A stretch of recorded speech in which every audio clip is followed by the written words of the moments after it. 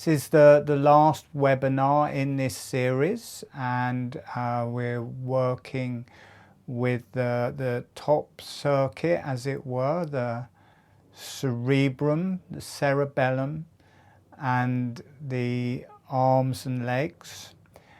And a lot of the work to do with that will be how the energies move through the spine, how they move through the face, and how they move through the cranium, and how all of those pull together. Still got, as soon as I start, this fly is going like this. You can't go over there and watch, it's like here. Anyway, so how all of that pulls together and connects into the higher self and connects into the earth. So a lot of this work is very similar to Tibetan pulsing, brought through by Diraj. He passed away, God, many moons ago.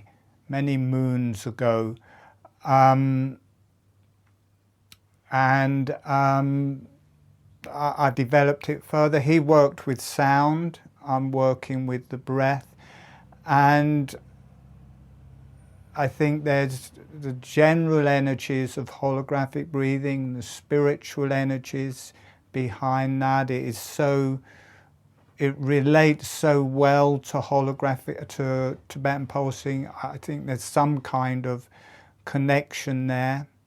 But I'm going to emphasize more now, just, bringing the energies in, the new, because obviously there's knowledge of this above. The spirits know about it. There's all that wealth of information that we can't even imagine. And I'm just putting one step forwards after another, and obviously since 2002, since I brought through the holographic breathing, I haven't had a live teacher. I've just been kind of channeling, but I've never put a big emphasis on that, and I think a lot of time I haven't even known that I was doing that. I think, no, I found that. No, that was me. I did it. But actually, it is divine intervention, a lot of it. And I think a lot of the ideas we get coming into our heads are kind of being brought there from the other side. So that is going to be part of it, and I haven't taken them into depth by any stretch of the imagination, but I have been reading up a bit on this particular circuit and the qualities of this circuit from Diraj. And so it will be some mine, some Diraj's, and all brought together in holographic breathing. So I got no idea how this will go. We will just have to see. It seemed to open up to a new level in the last webinar. Who enjoyed the last webinar? Put your hand up if you enjoyed it. Who found that quite strong, that webinar, that last webinar? A few people. Oh, everyone. Blew my brains out. Blew my brains out. And I'm quite open to having my brains blown out. That's all right. As long as it's handleable, that's fine. So that's what we're going to be working with. And again, holographic breathing seems to relate strongly to how we breathed in the womb. So we're going to look at the evolution of the brain and spine in the womb, and we will go back to that and experience, have an experience, and that is quite a different type of experience when we're viewing the cerebrum and cerebellum, because now in real life time now, the cerebrum and cerebellum hold the intellect, even though they are different types of intellect between them, and it's not often referred to the intellect in the cerebellum. They are the intellect nonetheless.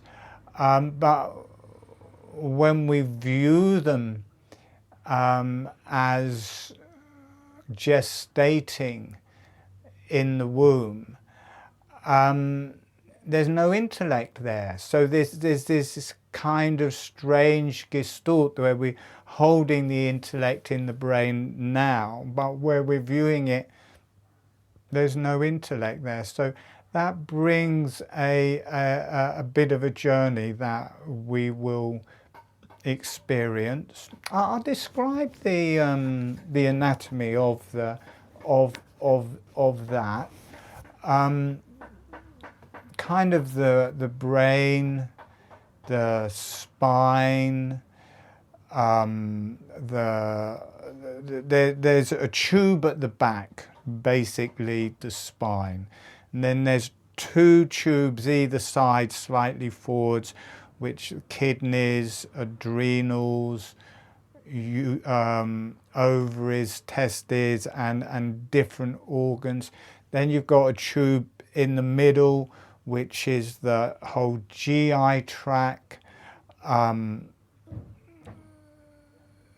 the whole intestines and GI tract, and then forwards from that you've got the heart and the start of the the blood system, circulation.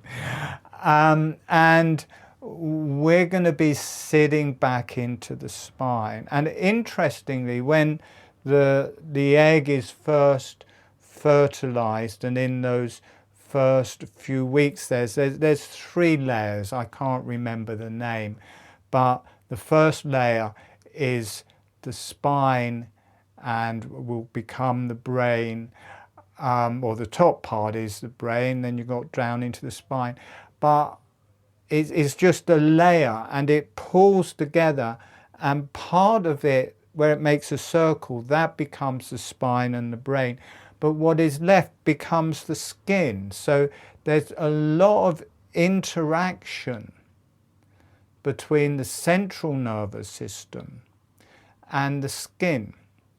They're kind of made out of the same stuff in those first few weeks in the womb.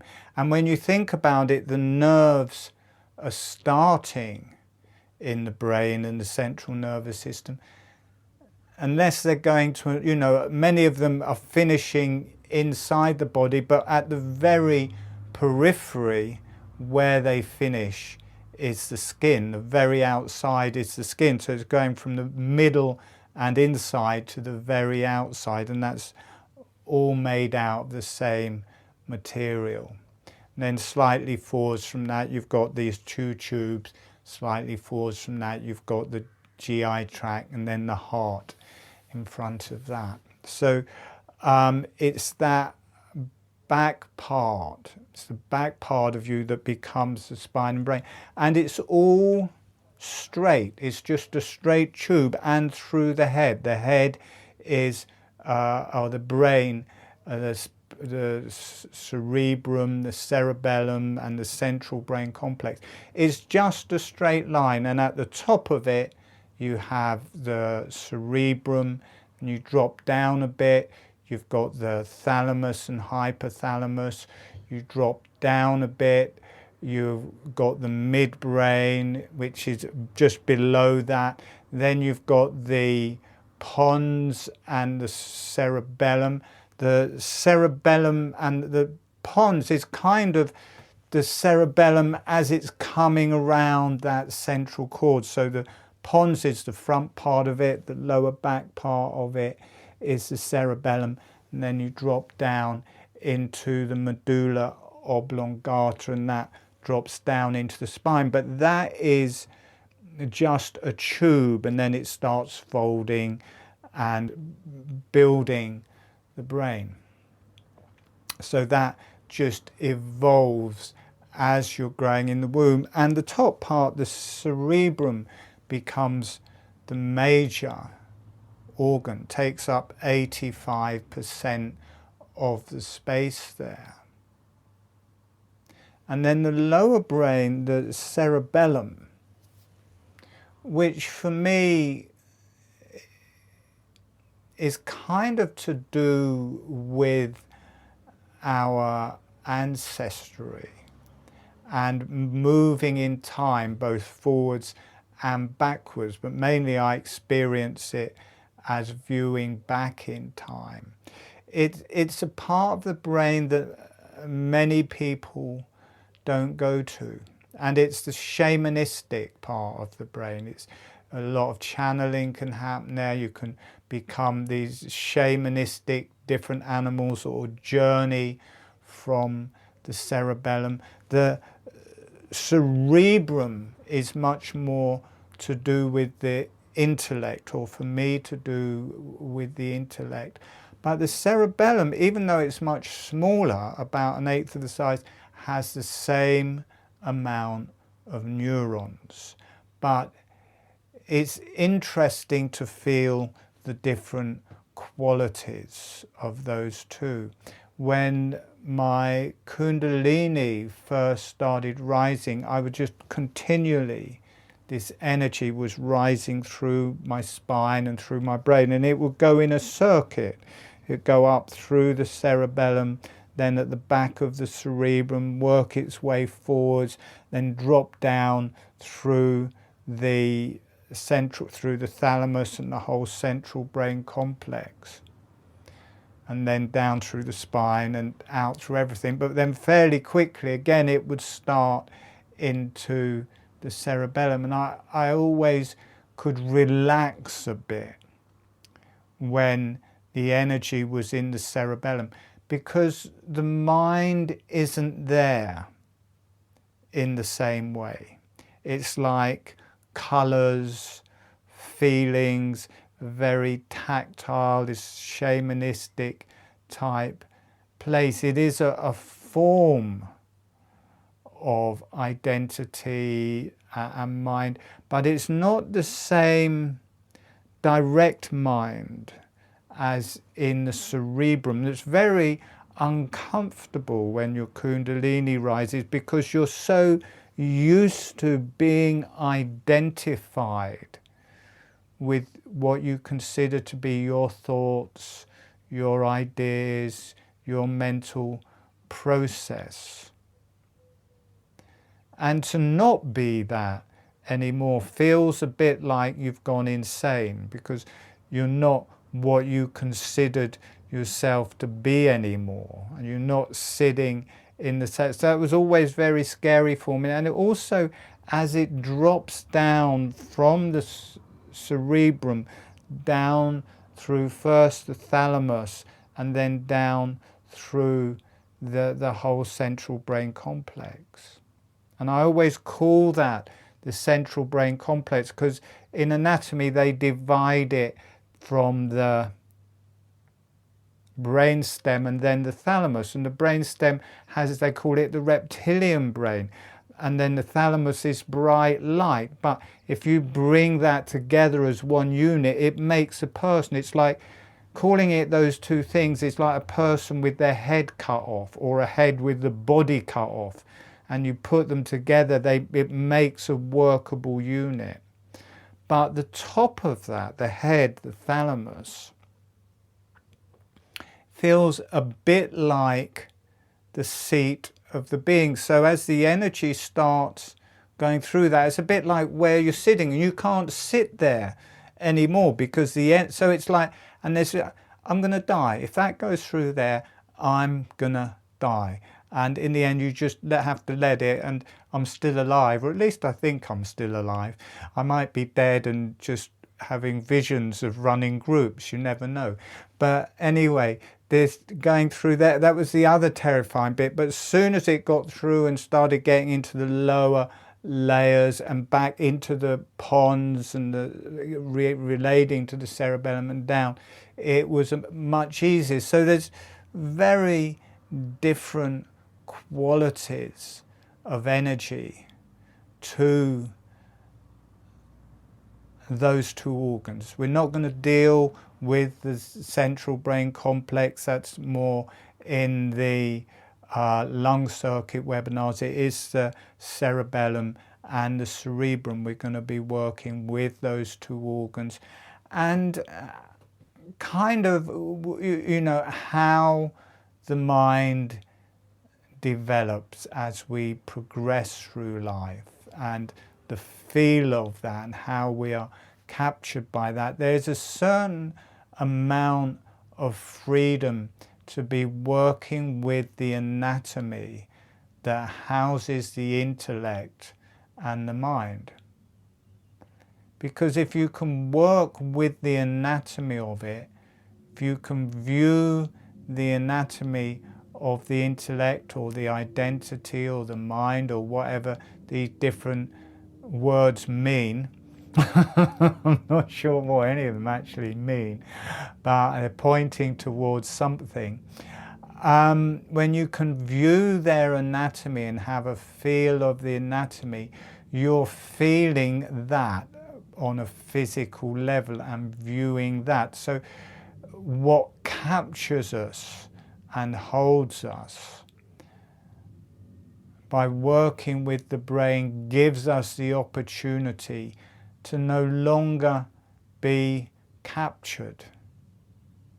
I think the brain is an area where if we work with it along with the rest of the body, it's an area where we can achieve enlightenment, whatever that may be. I think there's an ultimate process that will go on in that area that is truly liberating. I also think it's an area as we move forwards in evolution into the new times, which just seem to be beckoning in now. It does feel like the whole world is waking up at the minute. You know, I think there will be changes to our brain and the way we view our brain and our whole gestalt. I don't think we can move forwards as a race without transforming internally, and definitely through the brain and our relationship with our identity. I think that has to transform. I don't think we can move forwards just by politics or something like that. It's a spiritual journey, and as we wake up and as the world wakes up, everything follows that rather than the other way around. A lot of us may feel captured by what is happening in politics or big pharma or all of these different things that are going on. We may feel captured in that, and we may want to try and fight against that. And there are many freedom fighters doing their thing, but ultimately this is a spiritual journey. And whatever you believe, I'm not trying to convince anybody of anything, but it's hard not to be involved in that, whatever side you come down on. It's quite hard not to be involved in that one way or another. And I think as more and more of us wake up and more of us do this work, that is truly what moves us into the new age and what just changes the energy and outlook for everything. Because I think there has to be something that we can't even imagine at the minute. I think it's out of our imagination what is in our evolution going forwards. And it may not be in our lifetime, it may take a while, but I think if you want to make a difference, I think work on yourself. Do what you can, but work on yourself, I think, is the biggest transformation we can make. So there is that. And then on top of that, grounding that, we've got the arms and the legs. The legs are I guess the biggest, I call it an organ, they're the biggest section that we work with.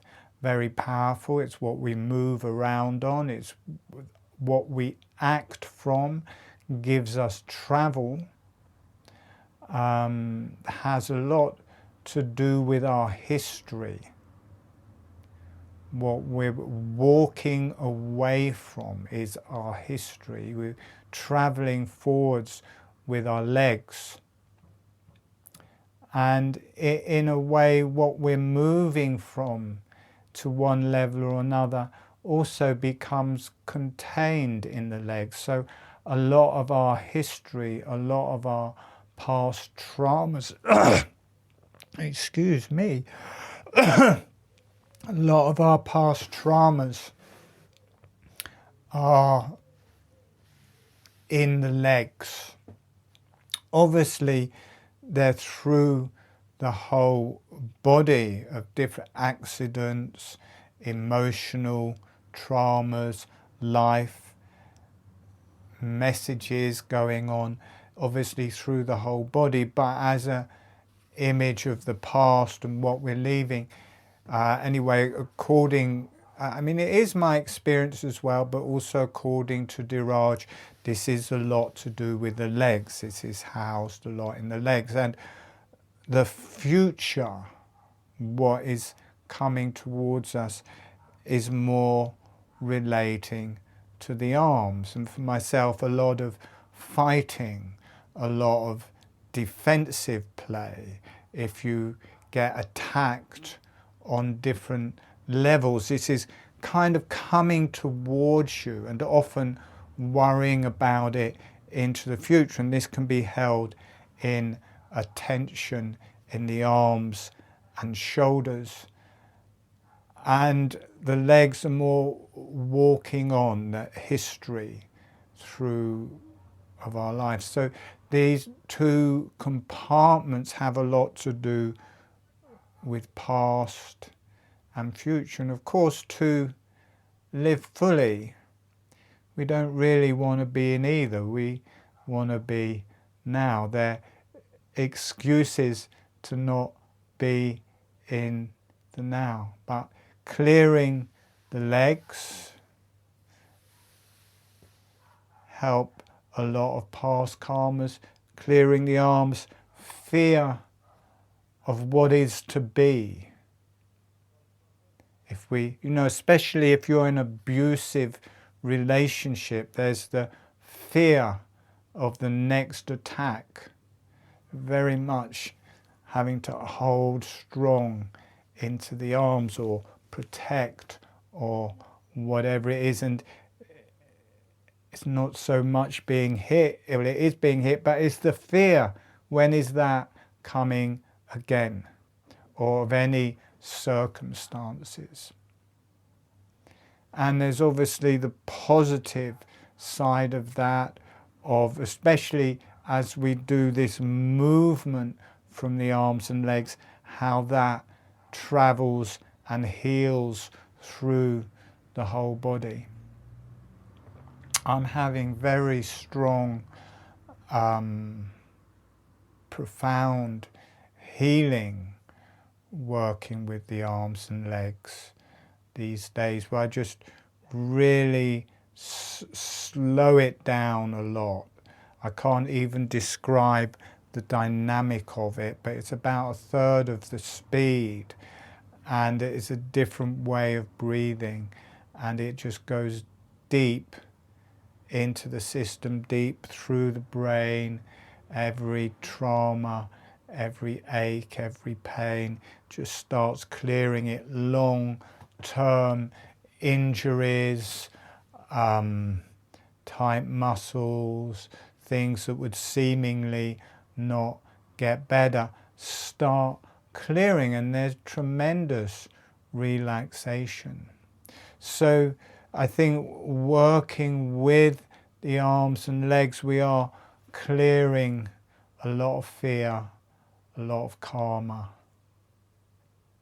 and they become a positive feedback loop where we've got the motion of the mouth, which very much interfacing with the brain, the face, neck, the whole spine and down, and then interfacing with the hands and feet, which is a different type of breathing, and I think connects into our breath in the womb, or our breathing motion in the womb, which I think is about a third of the speed, because I think it's comparable to size.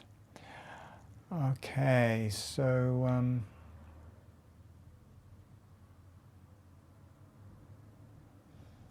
not sure that there's much else in that. Obviously, you've got the fight-flight syndrome, or whatever it's called, in the arms and legs. But a lot of karma. But when we're working with the brain, with the cerebellum and cerebrum, the arms connect us to the spine, so that grounds it from the head down the spine and out through the body. And then the hands and feet also connect directly to the brain, so it makes this full circuit, and we're bringing the energy that we're working or holding here out through the whole body. So we will be including that, I think, quite a lot in today's webinar, just because this is so high, such a high energy. It's good to have this much more grounded and active energy of the arms and legs. Let's just, I think everybody knows what their arms and legs look like, so I don't have to show you pictures of those. Not everybody knows what their brain looks like. I'm going to bring this a bit further forward so I don't have to push the book so far forwards. There you've got a picture of the brain. See the size of the cerebrum. Notice how this looks very much like the intestines here. It looks like a lot like the intestinal tract. You've got more the central brain complex here, the thalamus here, pons, medulla oblongata. Notice how there's two organs here, the cerebellum, two organs. Notice how that looks like lungs. You see how the cerebellum looks quite like a pair of lungs there, and at the front this is more like a heart. So it's a bit like you've got, this is when I first started doing holographic breathing and watching it go through the brain, a bit like the intestines, lungs, heart, head and brain. It's like a spiral. Got the highest center here. So that is the cerebrum and cerebellum.